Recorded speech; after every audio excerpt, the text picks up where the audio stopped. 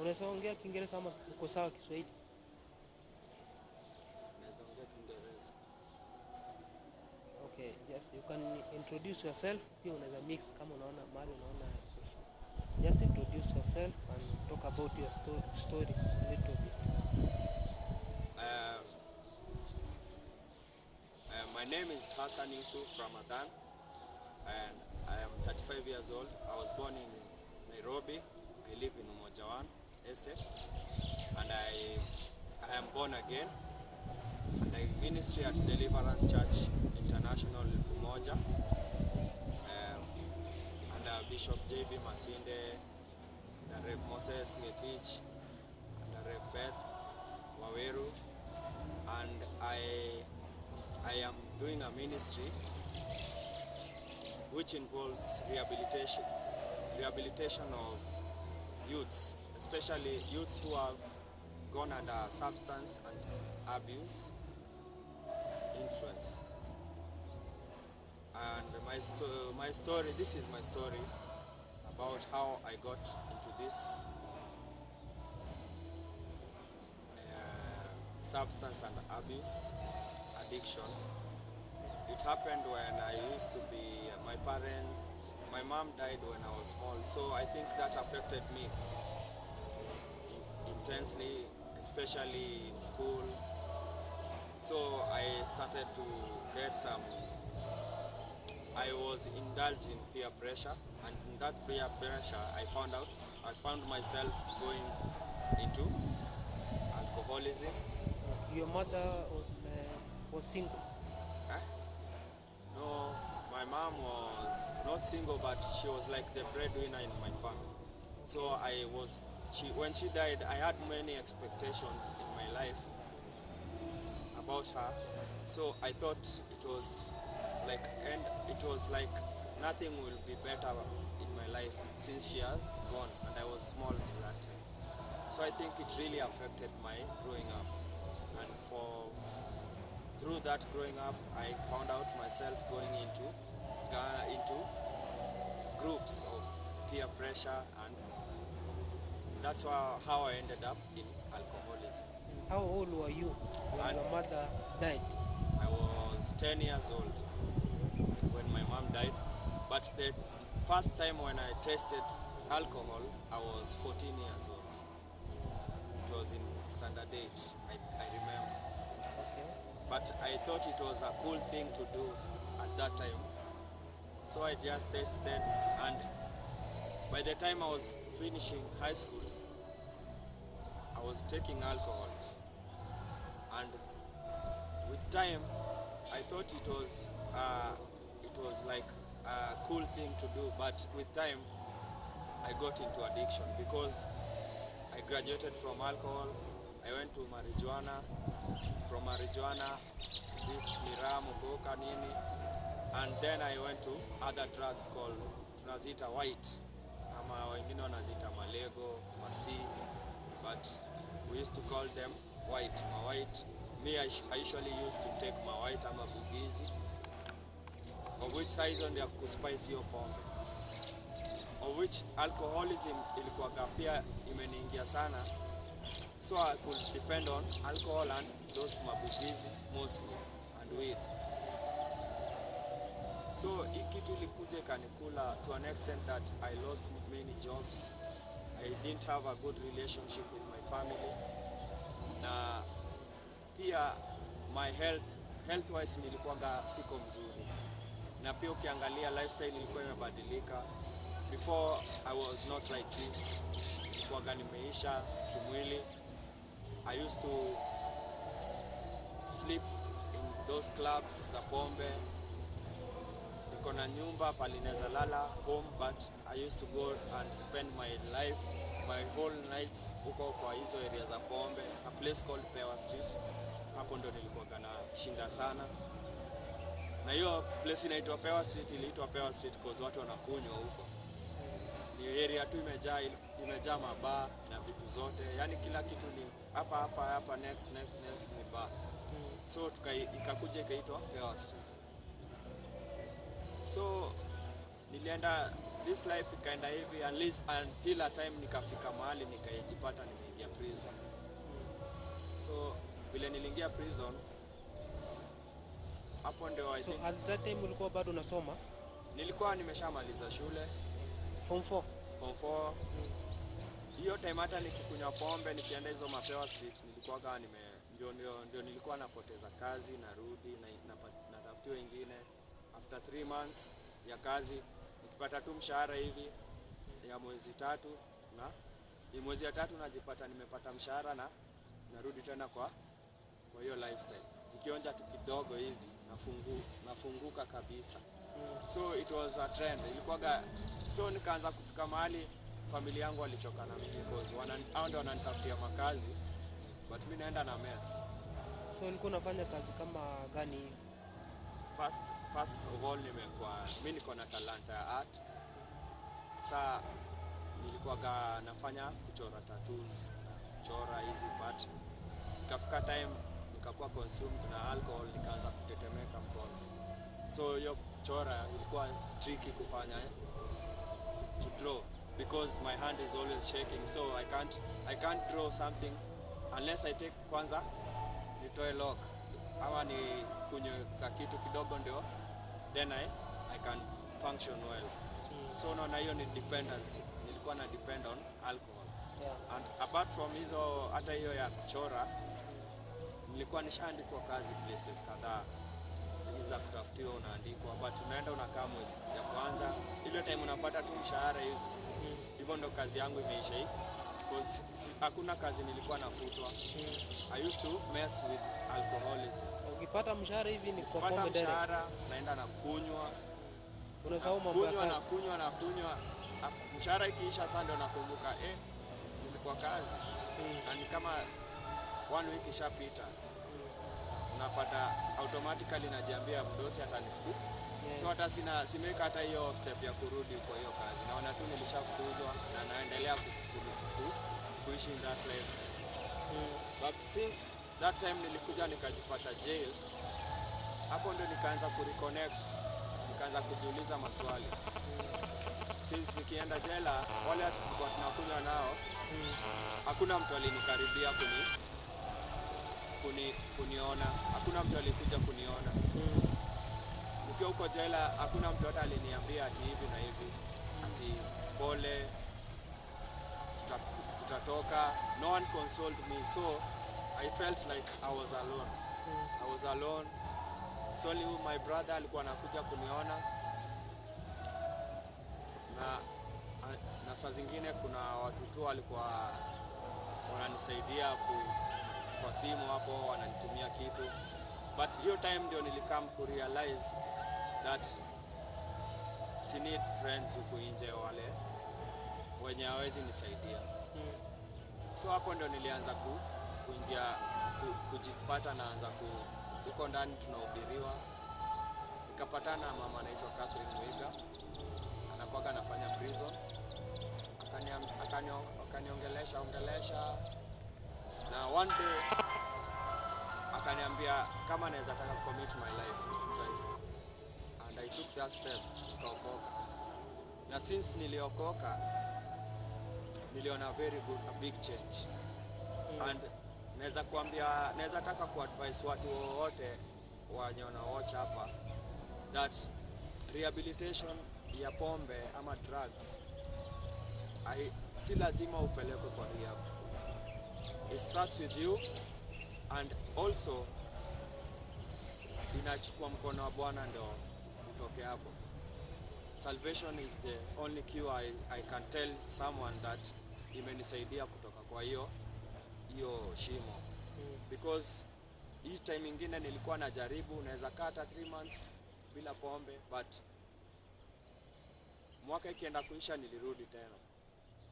Ingine nakaa even hata 6 months najipata nimerudi. But since the moment I decided to accept Jesus Christ as my personal savior, that moment is when everything changed. Nikaanza kupata hii kitu inaisha pole. That addiction ilianza kupotea pole, and eventually I am clean right now for 2 years and 3 months. And all I can say is that it was God. It is God who has done it for me. So my story about today is about what I do, and what I do is I reach out for people who are like me, wale wako kwa ile stage nilikuwa kitambo, na sana sana nilianzia my ministry hapo kwa hiyo Pewa Street pale nilikuwa, kwa hiyo shimo nilikuwa, ndio I felt like it is good I start from there and maybe I can advance to, and it was God who told me to go there. Yeye ndo alindirect hapo, because nilianza kujipata naenda pale na waonea huruma, naona nilikuwa kwa heshimo, but eventually nikaanza kuongelesha and they responded. Wakaanza kuniambia unafanya kitu poa, ni poa ukikujaga una to encourage, and eventually nikapata results. God amekuwa faithful, watu wakaanza kuokoka hapo and ikakuwa ministry. So what I do is when you give yourself, you give your life to Christ, na kuchukua na kupeleka kwa kanisa. Nikipeleka kwa kanisa, there is a program we have in church inajiita New Life ya discipleship.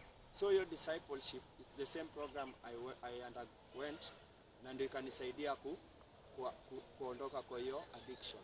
Because unaona ni kila Sunday unaenda after service, but kwa hiyo kila Sunday during the week I do mentorship classes, nafanya follow up kwa watu wameokoka.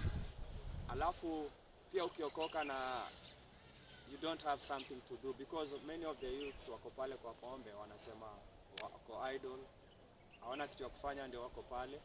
So mimi nawachukua, nafanya kuonyesha kenye nafanya. I do wallpaper, mufanya kuweka wallpaper, kuinstall wallpapers na paint, yani interior design. So mimi kuja na kushika na kuonyesha kuinstall your wallpaper. Hata kama si wallpaper, because they are also willing, people who are willing in the society kusaidia. So, kuna ule mwenye anaweza niambia niletee hawa, wanaweza taka kujua skill fulani. Pia na kuconnect na mtu kama huyo. Also I can tunaweza share ideas za business, and through the help pia ya ofisi ya Mheshimiwa Deuri na Mark Mugambi Ronaldo, kuna vile wameanzisha program ya ku rehabilitate hao watu through kuwapatia opportunities za kuanzisha biashara zao. So nikitoa mtu pale kwa hiyo shimo, hiyo story haishi hapo. Hiyo it is just the starting point, because sasa the whole process inaanzia kwa hiyo kujiaccept. Once ushajiaccept, sasa tukianza kuingia kwa new life class, utaanza kulearn about mambo ya Christianity na mambo ya Mungu, na of which mambo ya Mungu inakushape, inakuweka kwa focus. Unapata utarudi kwa dunia, kwa hizi vices umekuwa ukifanya. Utakaa kwa wale ma friends wale ulikuwa una relate nao, because uta have to change new friends, and eventually utaona it is a positive process, because mimi nimepitia hapo na nikaona results. Okay, what can you say influenced your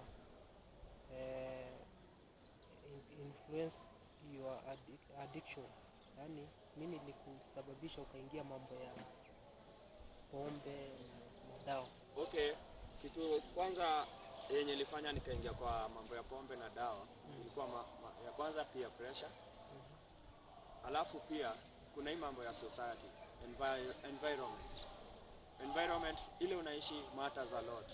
Ndio pia inafanya pia nifanye his program yangu, because siwezi taka ile environment nimepitia watoto wangu ama watoto wengine wadogo wale this generation wapitie vitu kama hizo. Because ukienda mahali na unasikia kunaitwa Pewa Street, mabazi imejaa, obvious kumaanisha hiyo environment ni ya ulevi. So environment imechangia.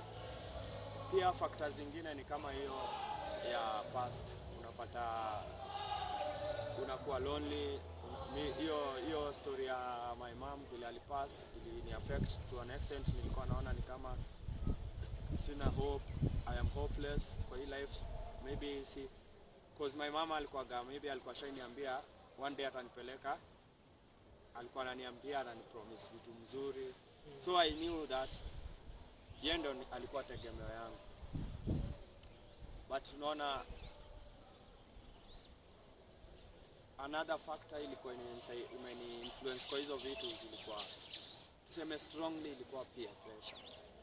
Because nilipata company ya wale watu wanafanya hizo vitu, na mimi nikaona ninaweza taka kuingia kwa hiyo clique, ndio nikae cool, nikae kama hao, unaona. Okay. So baada ya wewe kuokoka, ni uliacha hizo mambo ya pombe na drugs mara moja, ama how was the process like?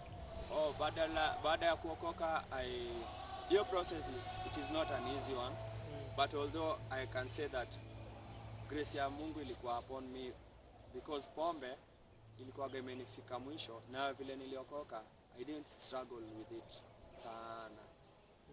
Nilistruggle tu kidogo. Kenye nilistruggle sana nayo ni kuacha hizo weed na zile matembe. Cause matembe unajua ni kitu na meza kama Panadol. So mtu hawezi jua ati effect yake inakuwaga aje.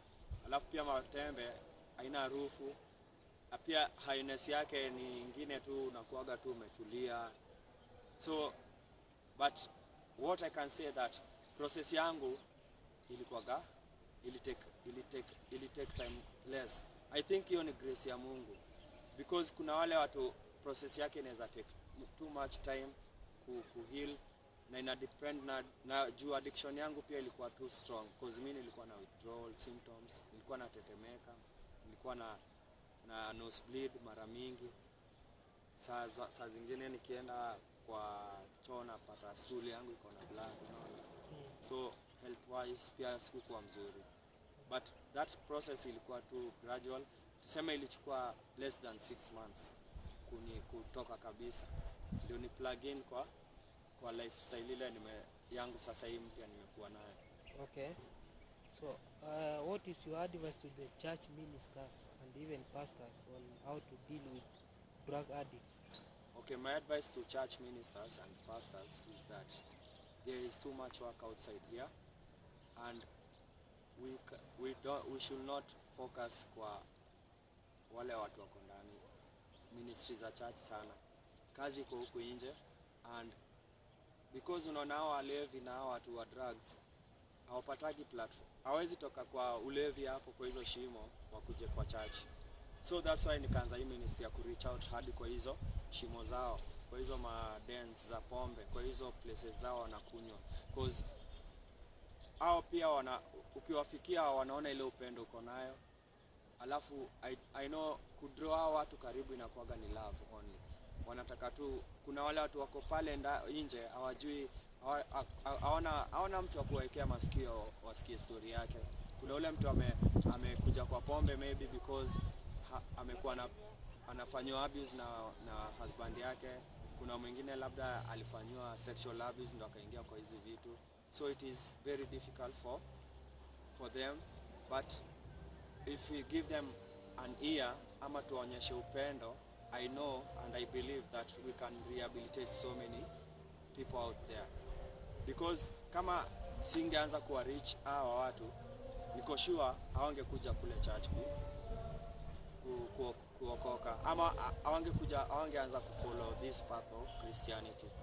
So I think it is upon us as the church to embrace hiyo mambo ya kwenda ku reach out, hii mambo ya kufanya ya ku evangelize the gospel. Na sana kama unajua calling yako iko kwa walevi, kama past yako ilikuwa kwa ulevi, I can advise even Christians to go to that ministry, because your ministry inahitaji mtu kama wewe mwenye alikuwa kwa hiyo past aende aongeleshe mtu mwingine, akisikia mwenye alikuwa kwa hiyo ulevi ataweza understand more.